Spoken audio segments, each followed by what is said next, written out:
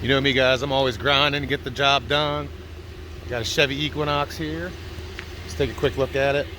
Pretty good, pretty good. It's actually not that bad. We're gonna give her a wax job, clean her up really nice. The back's probably the worst part.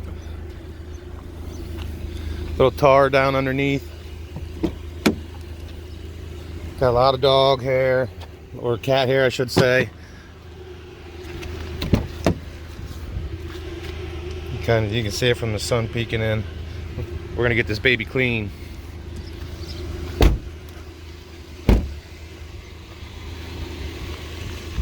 Watch this. 1, 2, 3. And just like that, she's clean. Look at her. Pretty. She is pretty. Pearl white. Can't go wrong with pearl white. She's pretty.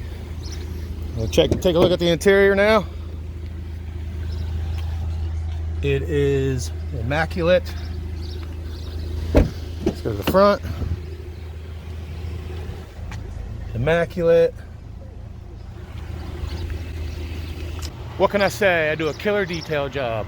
See you in the next one.